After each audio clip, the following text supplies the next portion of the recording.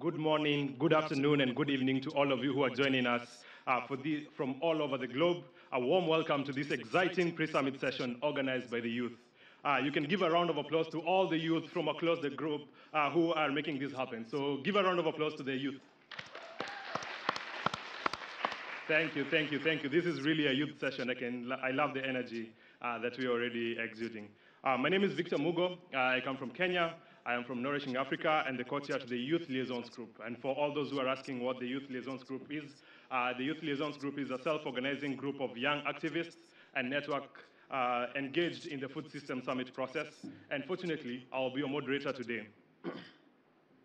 If you're wondering what all this session is all about, this session is about transforming food systems together, youth actions for our present and future. As this is a solutions summit, we will be hearing from young food systems heroes, youth champions, young change makers on what the youth priorities are to transforming food systems. After a whole year of extensive engagement, the youth will be today making a declaration about their commitment towards an equitable and just food future. But before we are able to start, just a few housekeeping announcements. First, I believe that we're already getting accustomed to the new normal, and it seems like we've been using Zoom forever. However, we want to hear from you, and we encourage you to use the chat function to let us know who you are, but also which part of the world you come from. We just want to create a global mosaic of all the people who are together with us in this event. And the second is that by a show of hands, how many of you have been able to post anything about the pre-summit today? Anyone who's been able to post about the pre-summit? Absolutely. Again, this is a youth event. Quite a number of people have already posted. There's a saying that says that if it did not happen on social media, it probably did not happen. And so we encourage you to share the conversations happening in this room on social media using the hashtags, two hashtags, hashtag youth for food with a 4, hashtag youth for food, and hashtag food systems. Be sure to follow the hashtag since awesome things are happening, and we would like to know what's really happening. And I believe now we can be able to jump straight into today's event. And so shall we. Throughout the whole year, the youth have had an outstanding contribution towards the Food Systems Summit process. The youth have led from the front and are actually exemplifying that we are not the leaders of tomorrow, we are the leaders of today. And so I am thrilled to welcome on stage a food systems champion and vice chair of a champions network, Maria-Claire Graf from Switzerland, to kick us off with a submission on why youth in food systems matter. Over to you, Maria-Claire. Thank you so much. Did you know that half of the world's population is below the age of 35, and with this classified as youth? While young people make up half the world's population, they are barely represented in any decision-making position.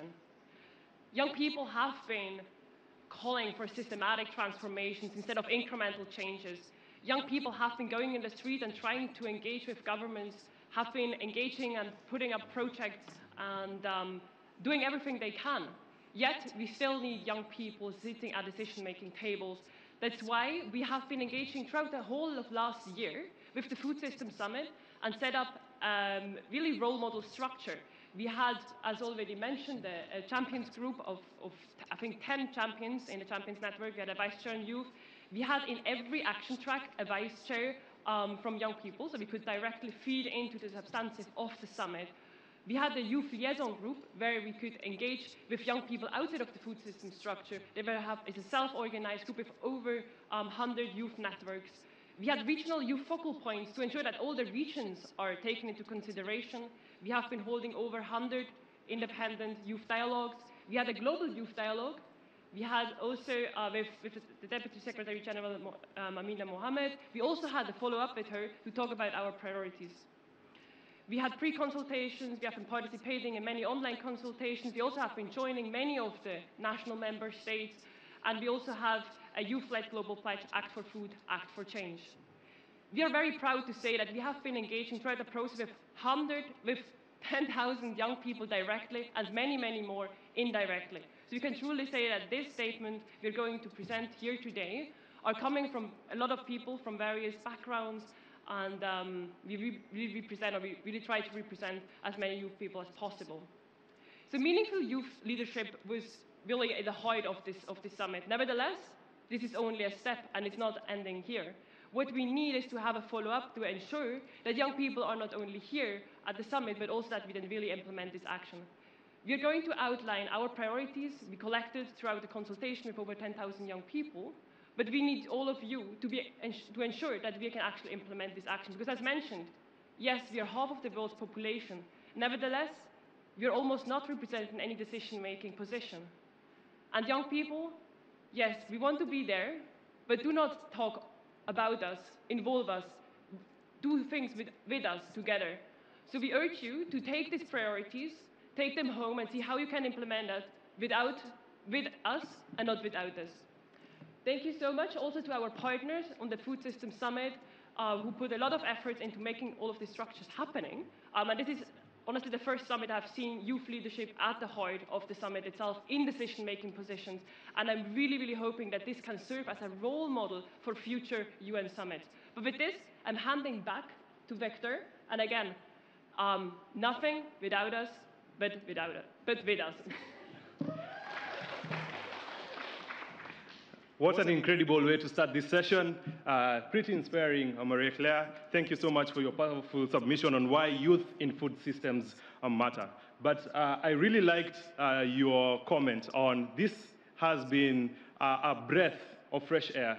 Young people have never been engaged like this before in any summit before, and so we really hope that this can be able to continue even in the summits to come. And so there's no doubt, especially that, the future and the present of food systems is in our hands. So we all know that very many things have happened in the last year.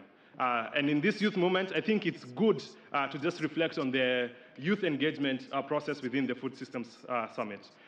Now, I'm honored to invite Divine Teocam, food systems champion and founder of the Climate Smart Agriculture Youth Network, who interestingly has been able to convene over 40 independent dialogues himself. And so a round of applause to Divine Teocam, who is going to be introducing to stage the video montage. Bonsoir et bienvenue tout le monde. Good afternoon, everyone. This opportunity to actually share my synopsis on what happened the past few months as far as the summit process is concerned. Yeah, it is my endless pleasure to introduce the video footage, which actually gives a fraction of young people who took action on ground as far as the food system summit process was concerned. I'm very, very happy indeed to say that young people organized close to 100 food system independent dialogues, and equally they were included in some of the national dialogues. And that's why we are here actually to showcase what has actually happened. And again, in this video, I want to say that the Food System Summit Dialogue has actually brought young people together. It has enabled them to engage, to interact, and equally connect with each other, to take action at country level and equally at community level. We're equally happy to say that we actually underscore the fact that young people and persons with disabilities were fully integrated in the whole process, whereby we came out with some offline dialogues because we had a community platform whereby young people had to share their views, but were able to capture youth voices offline as well. Thank you very much with that. I hand over to the Victor. Thank you so much, Divine. A warm round of applause to Divine Teocam. Great, again, to show that the youth are not the leaders of tomorrow. We are taking action today. We are not talking about tomorrow, we are acting now. And so thank you so much, Divine, for that. We can have the video montage play.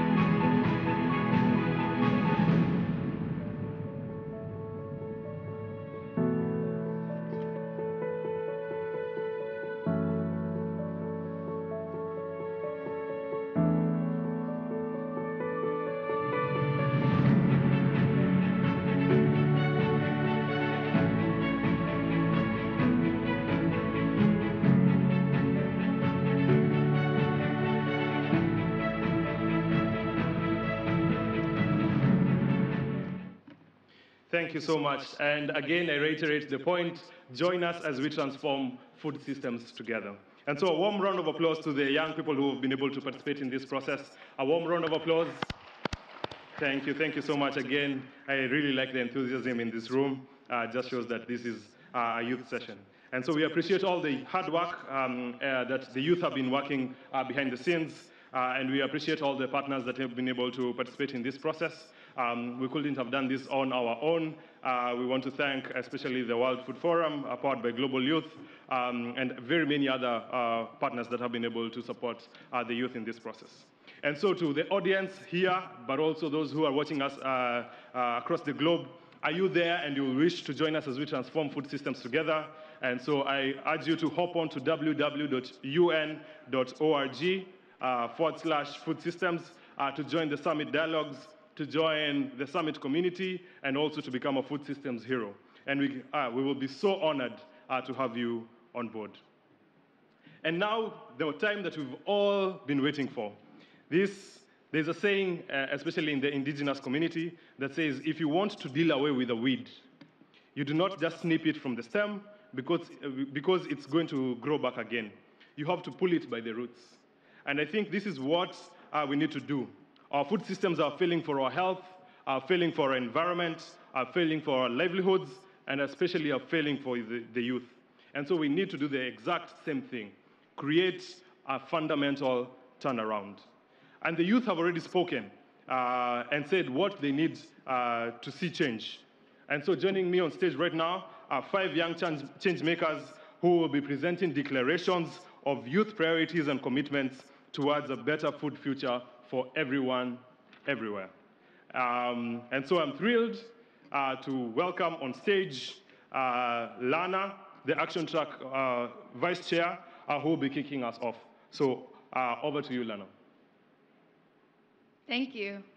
We have reached out to young people from around the world through different processes, from youth dialogues to online consultations. And what has come out as the top youth priority is for everyone to be able to access healthy and sustainable meals everywhere. Can you imagine that 3 billion people simply cannot afford a healthy diet? And with food systems contributing over 1/3 of greenhouse gas emissions, unhealthy, unsustainable diets could bring about an even larger health crisis in the years to come, with the effects of climate change set to impact the young generation. But youth can take action. We can choose the healthier, more sustainable food. When presented with options, whether in school meals, at home, or in the market, we can make the choice away from ultra-processed junk food and away from high consumption of meat and dairy, particularly in high-income countries. We can make the choices towards more local, plant-rich, and nutritious food. We can talk about it. Through social media and student networks, youth can spread awareness. But youth also need support, including from governments and business. We need healthy and sustainable meals in schools and universities.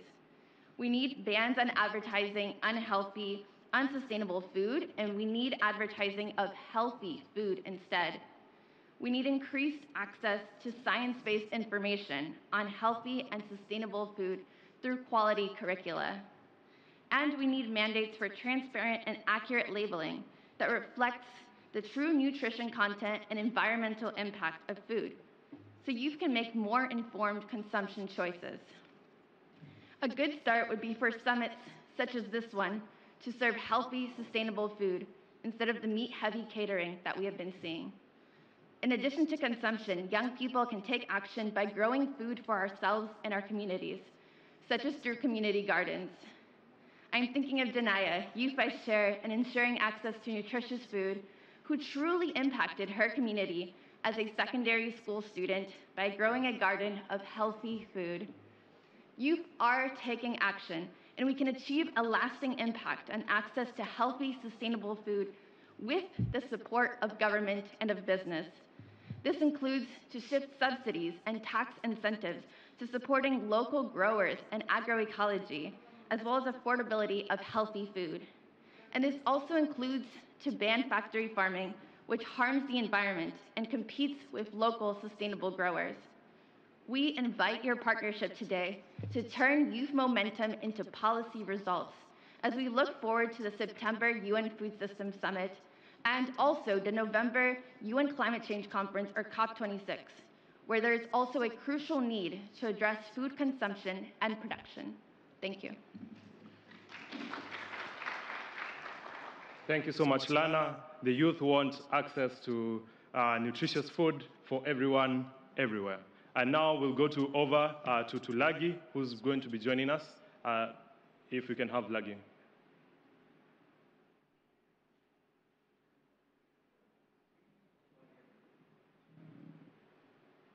Thank you so much, Lagi. We are so glad to have you. The floor is yours.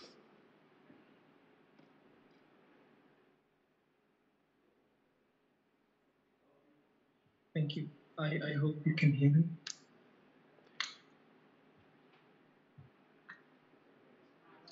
Good morning, good afternoon, everyone. I would like to begin by saying that the food system is one of the largest employer of young people, particularly in the Global South. Over the last few months and year, we have heard from young people who are leading some of the most inspiring, impactful, and transformative initiatives, producing healthy, affordable, and nutritious food, whilst creating employment opportunities and promoting the sustainable use of our natural resources. However, there are challenges that often inhibit the growth and the materialization of such ideas and actions, and these are not limited to the lack of access to information, access to resources, land, and finance. There's also this negative perception that has often relegated those working in the agriculture and fishery sectors as brown-collar jobs, and that should somehow be avoided. These challenges both require systems and structural change. And as young people, we cannot do it alone. We need the support of our governments, the private sector, research institutions, civil society, and many other key stakeholders. And therefore, we are calling for, one, increased support, investment, and incentives to attract young people and youth to agriculture and fishery sectors through more innovative social finance, market access, technology and innovations, knowledge, training, and mentorships. Secondly, increase support for our youth by cushioning small-scale and subsistence farming and fisheries from externalities and other unprecedented shocks and stresses. Thirdly, implement comprehensive, active labor market policies to increase youth employability and enhance their employment outcomes in food systems through combination of interventions such as training, skills development, job matching, coaching, and incubator programs. And speaking of policies, there must be concerted efforts to improve labor laws and regulations, to establish thresholds and explicit protection for just and decent living wages and working conditions in all types of economic activities in food systems. Finally, ladies and gentlemen, there is a call for increase of support for youth entrepreneurship in both individual and collective enterprises through creation of supportive policy for youth-led startups and ensuring resource distribution through the provision of land and infrastructure, sharing opportunities, and grant programs. Thank you. Thank you so much, Lagi. Food systems are failing for the youth, for the youth livelihoods. And so one of the fundamental things that youths want is really that the food systems can provide decent employment opportunities for them everywhere. And so right now we'll be moving on to Pramisha. Pramisha, you have the next 3 minutes. Thank you, Victor, and hello, everyone. I just want your 1 minute away from your phone, and I want you to think, just for 1 minute. Can you picture your own dustbin in the kitchen, the products being wasted in your kitchen garden or in your farm, and the leftovers in your plate? Please think about it. I'm sure some of the pictures came in your mind. Annually, 1/3 of the total food that we produce is being wasted. This is a terrible statistics. The latest SOFI report also showed that 811 million people went hungry in the 2020. What an irony. On the one hand, people are going hungry, and on the other hand, the vast amount of food is being wasted. We're talking about big solutions and everything, but we also need to focus on the small steps that we can take while also collaborating with the major stakeholders and ensuring the political will. How can we waste this amount of food when this amount of the population is hungry? It is a really important question. Now, we all are guilty here, including me. I also waste food, and it has been a normal for everyone, but it should not be the normal. Food waste is one of the problems, and the solutions of this could be contributed by all of us, including me, and including a lot of young people around the world. Okay, how can we, as a young people, commit to solve this problem? I have some things in my mind. These are not the big solutions, but the small solutions that you can join hands with the young people to make a change and impact. First, we need to have a habit of ordering or cooking the required portion of food only. We can start it from the dinner tonight. Second, making the list before doing our groceries so that we don't waste the food.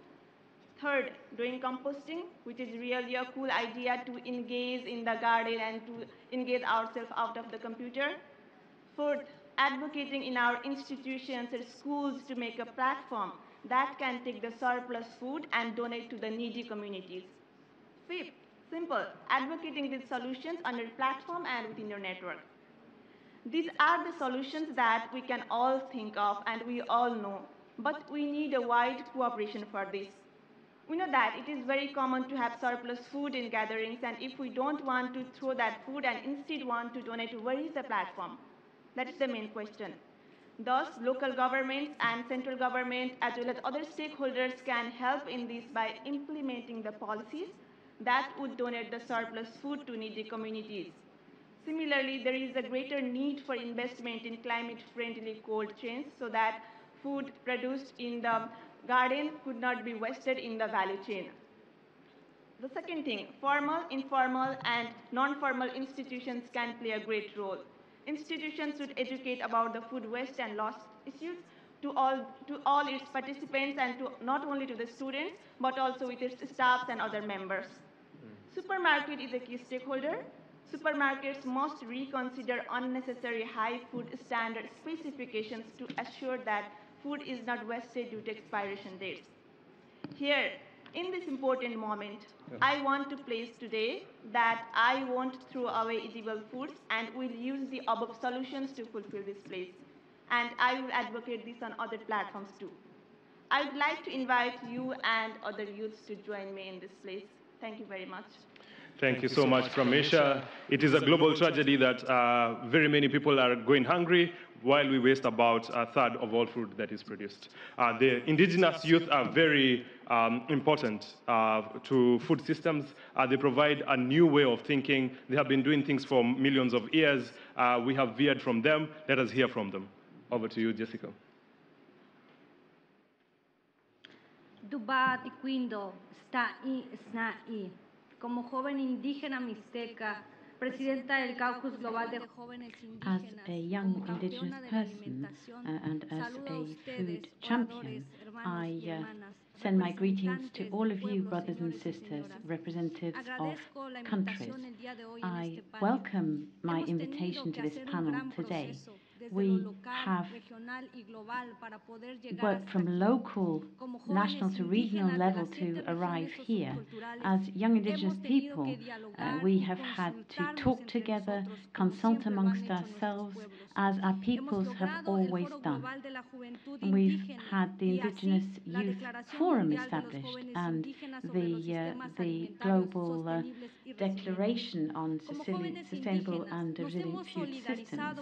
We have stood shoulder to shoulder with our Indigenous populations in order to protect our traditional knowledge and food systems. We are committed to refinding our traditional knowledge, rebuilding them, and continuing our links with the land. That is how we can pass on our intergenerational knowledge and our identity. We have to support our food systems. We are ready to take on board new sustainable technologies and feed them into our culture and our traditional knowledge, and retain the traditional practices and skills which have been passed on to us. We want to be aware of our traditions, history and culture, but it's not just us who have to make an effort. We also have to ensure our food systems by working all together. We would urge the member states, the UN and other parties to make efforts to support us. We have to improve work between member states and indigenous peoples in order to establish know-how and educational programs. We've heard many times that we have key knowledge, but to make all of this useful, we need legal backing and we need gender equality. On many occasions, we have been threatened and at risk over many years going back. We need, therefore, to build our capacity and to create relevant innovation to support our traditional life. We must support the knowledge of indigenous peoples and give it an equal footing, because in this way we can also create a better future as well as a better present for our Mother Earth. We need everyone to pull together in order to protect our future. Ugratna, the floor is yours. Thank you. Thank you very much, Victor.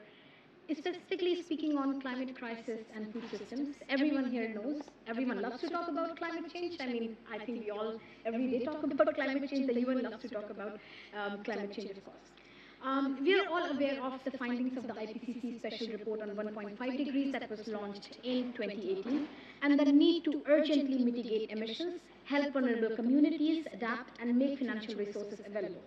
In an already flawed and inequitable food systems, climate change therefore acts as a multiplier. You won't believe this, but global food systems is responsible for up to 30% of greenhouse gas emissions globally. There are many ways where youth have been engaged in climate policy and food system discourse if we look at it. One example is the Coronilla Joint Work Program of Agriculture under the Paris Agreement has been engaging youth since its very inception in form of various policy processes and dialogues. Agency-specific programs like Yunga program of FAO, country-based projects, and many others are also leading some of the work. However, the current progress is not enough. As young people, we are concerned. The policies that you are making today are going to impact livelihoods of young and future generations. Therefore, it is important to view youth not just as stakeholders, but as rights holders. Therefore, when the nationally determined contributions are being revised this year and the next year, it is important to include not just food system priorities in it, but also make sure that youth are part of designing and rewriting those. Finally, we have to also look at what the formal process is doing. The climate change and food policy needs to be addressed on systemic and policy level. It is absolutely essential to conclude the negotiations on the Article 6 of the Paris Agreement Work Programme in the climate negotiations in Glasgow. As you may know, these are market mechanisms. More than half of the projects in these are agriculture and forestry related. Without this, we have no way to actually formally incorporate agriculture and forestry related aspects in the monitoring and reporting of Paris Agreement. The more we delay this, the more we are disenfranchising some of the work that is happening on these topics. Finally, actions are not enough. Youth talking is not enough. We need you to understand and put youth in the center of climate policies, in the center of food and agriculture discourse. And this won't happen without taking what we call as whole of society and a whole of UN approach to this problem. The UN Food System Summit, as I mentioned in my previous intervention as well, has demonstrated a very, very important approach and unique approach of engaging young people. This would not have been possible without specific people in the Secretariat of Food System Summit, Jolly, Tehseen, Martin, and many others that have been involved in enabling these spaces for young people. And I hope that other UN processes learn from this. Thank you very much. Thank you so much, Ugratna. And a round of applause to all the Firebrand young champions. A round of applause, a round of applause. To all those who are joining us, which priority excites you most? Is there one that you can really think about, that you can be able to relate with? And so let us know on the chat section and on social media using the hashtags that I already mentioned. Hashtag youth for food, hashtag food systems, and we will surely be happy to engage with you. And so, ladies and gentlemen, if there's anything that we've learned from this whole summit process, is that we cannot be able to transform the complex food systems on our own. The youth realize that they cannot do this on their own. We need each other. And most importantly, we need other constituencies to act for change. As this is a solution summit, and in the spirit of acting now, I have the pleasure of inviting my co-moderator, Sophie, who is the co-chair to the Youth Liaisons Group, who will be joined by a panel of speakers representing different constituencies to discuss about the youth commitments and also what different constituencies commit to in supporting youth actions. And so, welcome so much, Sophie. A round of applause to Sophie Hilithau, who is the co-chair of the Youth Liaisons Group.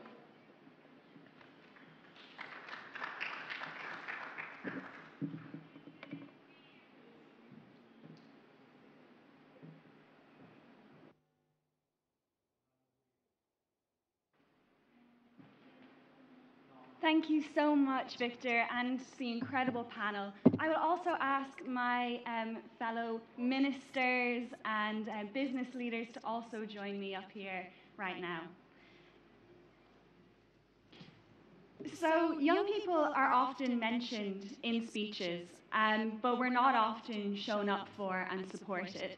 And this is why this panel here today is so incredibly important. We have heard from the youth and why they are committed to reach our goals and transform food systems for our present and for our future. This passion and commitment led to the creation of a youth pledge to transform food systems, to demand urgent, large-scale actions from business leaders and decision makers across the globe, but also from ourselves. We've had over 75 countries commit to this pledge and over 6,200 young people. And this is why we need to be shown up for and not just mentioned in speeches. Again, I'm so incredibly proud of the people who have shown up for us today, online and in this room and on this panel. I would like to first welcome Haile Mariam Desalegn, the former Prime Minister of the Republic of Ethiopia. So you've heard our commitments, Prime Minister, former Prime Minister, but we also have seen throughout the years that young people are veering away from agriculture. They're less likely to become agripreneurs and business leaders in agriculture. How can we make agriculture more attractive to young people? And what are you doing on this commitment?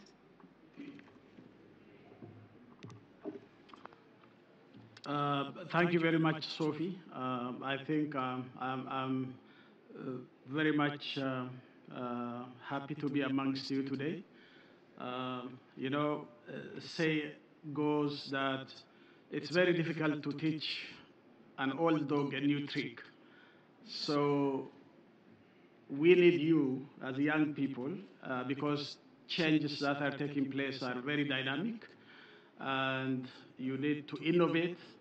And I think this is an opportune moment for our young people, given the demographic structures that we have in, in the globe, especially in Africa, in my continent, where you are constituting 70% of the population. So there is nothing like food systems transformation without putting the young people at the center of this process. So I think a big opportunity lies in bringing, agriculture for the youth to make a decent living and also a decent job. So this is most important. Let me give you examples. I think there are always been speeches that are being made, but what is in practice is much more important than what we talk. I think the most important thing is there is over promises but under performance.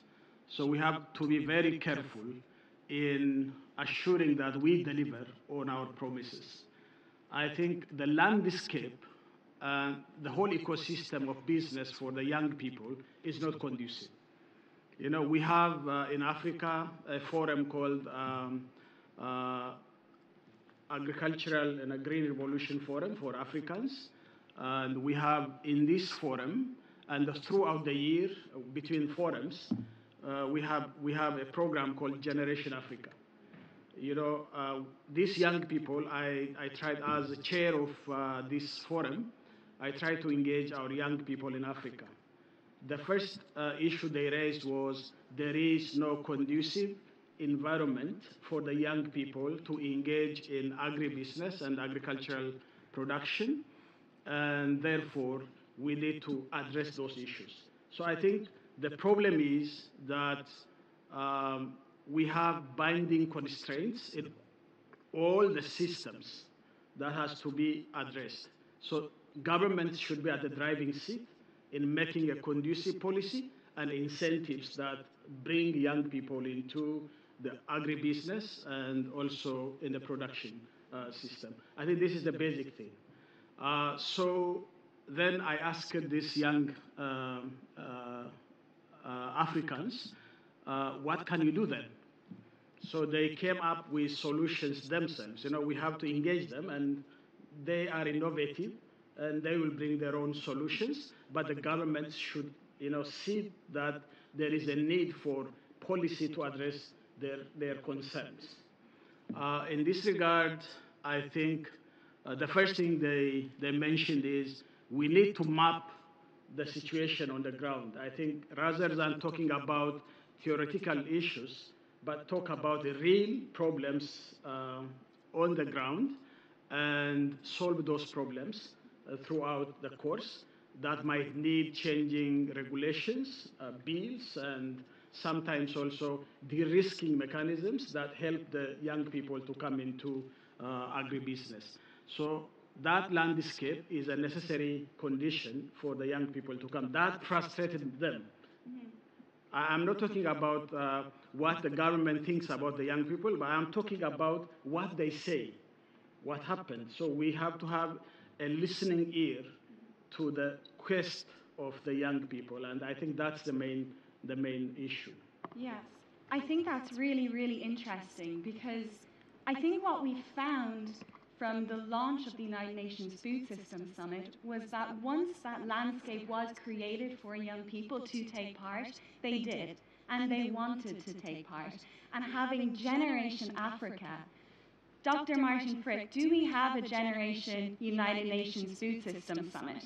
You've been involved in the Food Systems Summit process since its inception and led the team. Young people have outlined new ways of working. We are equal stakeholders, as showcased, in addressing complex development challenges. We want you to reflect on what is the next stage after the summit to continue this momentum. And also, can you share with us, having followed youth engagement in the food system process, what is your advice to other multilateral agencies and UN processes for outcome-orientated and to ensure that participation of youth continues to remain meaningful and institutionalized at different levels? Thank you, Sophie. That's a very long question. I'll give you a very short answer. The best thing that we can expect from young people is to be young people. Don't try to be mini-me's of UN negotiators, or don't try to be mini-me's of UN bureaucrats. Because there is something about all of these international processes which is dangerous. Because you start with an idea, you go in a direction, then things are becoming complicated. So you establish a commission, a committee to sort that out. Then things in this committee become complicated.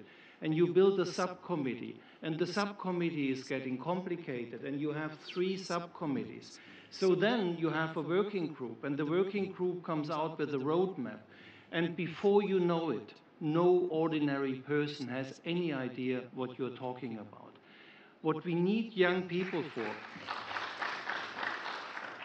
is to ask the simple, straightforward questions. Because honestly, everything that's challenging us is not rocket science. Climate change is not complicated to explain. You don't need a complicated process to fix it. You need the political will, you need to ask the hard, direct question.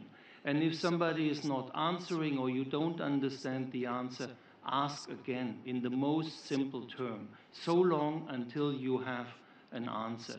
So that is the advice I can be giving you. And when it comes to following up of this summit, I think the most beautiful thing that the summit did so far is really to change the way the world is talking about food. That it's not some farmers and in a government, one minister out of a whole cabinet of ministers, but it's a job for all the ministers. It's a job for the prime minister. And it's an all-of-society job, because bad food is making you ill. If you just get calories to people, you will have a population that is not healthy and that is most affected by, for example, a pandemic like COVID. The way we are producing food in order to be climate friendly also happens to be the way that is producing healthy food. That is also the way that is respecting biodiversity. We know how to make things right. And it's complicated to justify why we don't make things right. So again, ask the simple, hard questions. Refuse to grow up.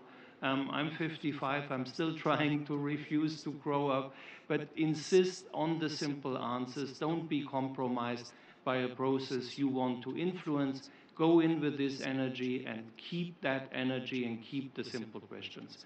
That's my little advice. And I want to end with an apology. I have to run right away. I hope nobody takes offense. I couldn't arrange otherwise, so please, my apologies, my fellow panelists, that I have to go right away. Thank you very much. And I think another one of our speakers also has to leave, unfortunately. But we have 2 more speakers coming online, so do not worry. Thank you so much, Martin Frick and Hala Mariam Desaligan. Really, really appreciate your time and your effort. And I'm taking a leaf out of your book, Martin, and I'm going to ask our next speaker a shorter question. Mr. Lawrence Omuhaka, Cabinet Administrative Secretary of the Republic of Kenya. Thank you so much for joining us, and having heard our youth commitments, and especially their commitments to ensuring young farmers are productive and have a space to transition to sustainable, climate-resilient agriculture. What can member states do to ensure this? What are your commitments? Thank you very much, Coordinator. I can see my colleagues have all gone away, but I'm not going to go. I'll remain here up to the end. First, I want to say that I appreciate being considered to be on this panel, and also to stress that Kenya holds agriculture in a very high esteem. That's the only sector that grew during the pandemic, and we are very proud of it. And with the youth being 35.4% of the entire population, we know that we cannot do without them. In Africa, we have a saying that goes that the youth are the young suckers.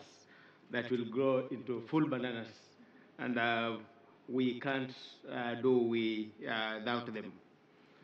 So in Kenya, we realize the importance of having the youth and involving them in especially agriculture being the backbone of our economy. And we've come up with a strategy, the Kenya Youth Agribusiness Strategy 2018-2022. And in that strategy, we first of all started by highlighting the problems, the challenges that are affecting us, so that we can come up with ways of mitigating. We have some of them include negative perception and attitude towards agriculture. Some youth believe that agriculture is for old men like us.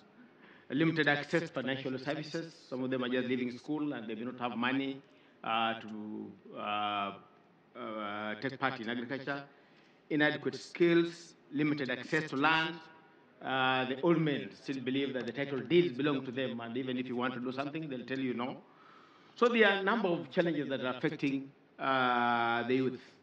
But because our government takes the youth very seriously, we have started at the lowest level. We have rebranded and revived the 4K clubs, which is taking care of children who are in the primary school below 14 years. So there is a club, a serious club in school. In high school, we also have what we call the Young Farmers Club. And to give it prominence, our president is the patron of the two clubs. And when we go to the regions, we have the governors who are the patrons in the regions, and in school is the principal. So this one is giving us a lot of age, and the clubs aim to promote early interest in the agriculture sector and change the negative perception of young people towards agriculture. The club will address barriers that have contributed to the low involvement of young people in the agriculture sector. The aim is in Kenya is to catch them while young. So that was just the background that I was giving you. But going straight to the question, we have initiated several programs in Kenya to incorporate the youth. We have, for example, we have initiated the climate resilience component towards increased inclusion of youth.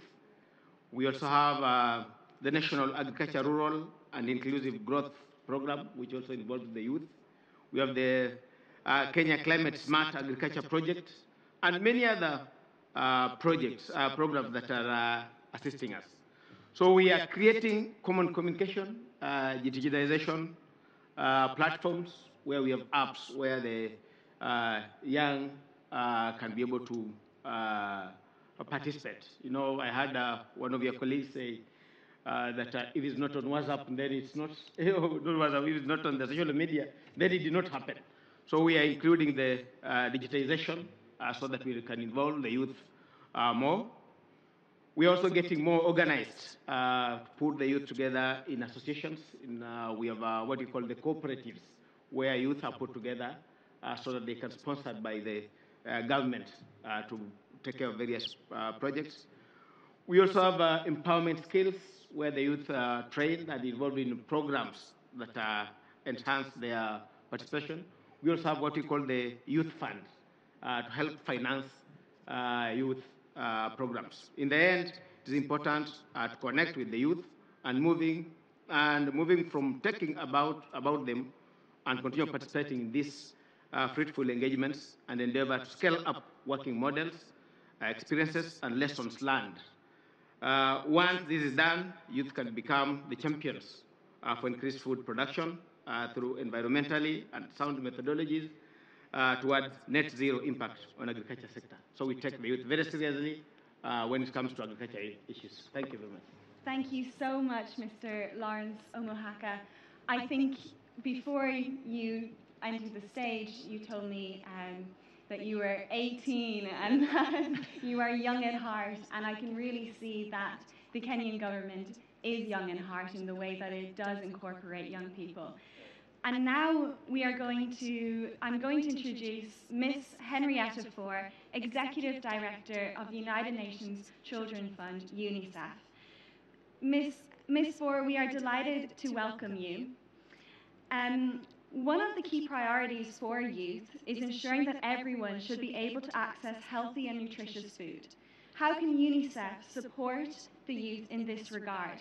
Furthermore, given your role in the UN, we want to understand, what does a one UN approach look like in the context of adolescent and agri-food systems? How should and how can agencies collaborate with one another? Thank you very much, Sophie, and it's great to see you again. I'm so glad that you are all here and thinking about the Food Systems Summit, but also about food in your own countries. So for UNICEF, I think we can help in many ways, Sophie. The key is that we want to do it with you, that the rights that you have as young people need to have solutions. So let me mention a couple. There are three areas that are very dear to, I think, all of us. One is the quality of the food that we eat. So food must be safe. We have to be alert to and knowledgeable about micronutrients, but what we eat, the quality of the food. So there's one area, Sophie, that we could collaborate on. The second is the food environment, where you live, sleep, eat, meet, learn. These environments are the ones that we need to look at for what it is we eat in them and how we do it. So labeling of food, what is available, what is affordable within the environment that you live. So there's a second area. And a third area is about actual food feeding processes. So all of us have to feed ourselves. And often we also have to feed someone else in our family, whether it's a baby, a child, whether it is a partner, a friend. But do we know enough about how to develop nutritious foods? For babies, it is breastfeeding, and we know that that's very important. But there's also the whole situation of what you do if you have very young children. They need nutrition to grow their bones and their brains. And we need different nutrition, but also nutrition when we're teenagers. And often we forget about that because we're dashing off somewhere and we just take whatever's handy. And then when we get into our 20s and our 30s, we really have to think about how we can help others. So these three areas, Sophie, I think we could be working more together. UNICEF does a lot of work. We meet young people where you are. So in more than 20 countries, we've had 60 of these lived experiences events so that we can hear from you what you are seeing around you. So join them. Talk to us about what it is that you are seeing in your food systems, and then heed your manifesto, heed your call. You need food systems that are good for the climate. You need decent skills for food systems of the future. You need employment in those food systems. You need affordable and accessible nutritious foods in every corner of the world. So raise your voices. UNICEF would love to do this with you. All the UN agencies can work together on this, but rock the house, raise the heat on this so that we all are thinking about food systems for you. Thank you so much, Ms. Fore. We will rock the house. And we will raise the roof, and we will ensure that we collaborate like UNICEF collaborates in a supportive and inclusive and diverse environment. And I really, really appreciate your time and your support here today. And now I want to introduce our final speaker, Miss Jane Loiki-Zuka, Senior Youth Advisor for USAID. Miss Jane, we are delighted to have you. In the interest of time, we are running out. Decent employment is important for youth. How is USAID committed to this youth priority? And please, unfortunately, keep it very short. Thank you so much, Sophie, Victor, and all of you young people. It's just wonderful to see youth leadership in action on a global stage, and including from a YALI fellow, Victor. So the summit does come at a critical time to re-examine our efforts in global food security. The US government's Feed the Future initiative is our commitment to invest in long-term, sustainable, and inclusive solutions to reduce hunger, malnutrition, and poverty. And as we heard, challenges have grown with COVID-19, climate change, and increasing conflict straining and disrupting global food systems. Taking action now is thus critical to prevent further backsliding from reaching our sustainable development goals. The United States is firmly committed to increasing our leadership to help solve global hunger, and this means we must also address global inequities and exclusion. Youth need food systems, and food systems need youth. There is no doubt about that. And as we've heard, too often young people have been left out of discussions and solutions that we deploy. And this has limited our ability to build truly resilient communities that are inclusive, where everyone shares in growth and development. We do commend the Summit Secretariat for the proactive integration of young people throughout this entire process, including each action track. And supporting young people will require all partners from governments, NGOs, private sectors, civil society, and other donors to integrate young people as game changers for the solutions proposed. We should prioritize investments that accelerate the creation of better economic opportunities and respond to environmental degradation that young people see and seize on initiatives that empower them to reach their aspirations, your aspirations. So a couple of final key points to reiterate. Youth leadership matters. Ending global hunger is impossible without youth participation in how we feed our growing population. And to address the many barriers young people face in participating in agriculture and related value chains, we need to ensure that we target and work with young people in all of their diversity, especially making sure that female youth are not left behind.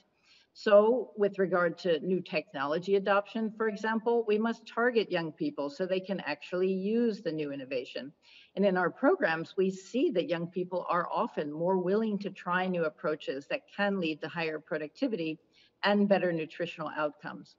We also need to be thinking big. The scale of the challenge we face requires game-changing commitments to young leaders in food security. So we do need to strive to connect millions of young people with better, more productive job opportunities in food systems that grow their incomes, improve nutrition, build resilience, and stabilize communities. And we've heard an excellent set of approaches from all of you here today. So in alignment with these goals, the US is eager to work with others to advance youth participation in inclusive and sustainable agriculture-led growth. As the UN and Youth Today, you have noted that with the right policies and investments to target equitable youth inclusion, food systems are well placed to urgently deliver many opportunities. And young people can and should be drivers of equitable and sustainable development. Thank you very much for the opportunity, and really well done, all of your leadership throughout this process. Back to you, Sophie and Victor. Thank you so much.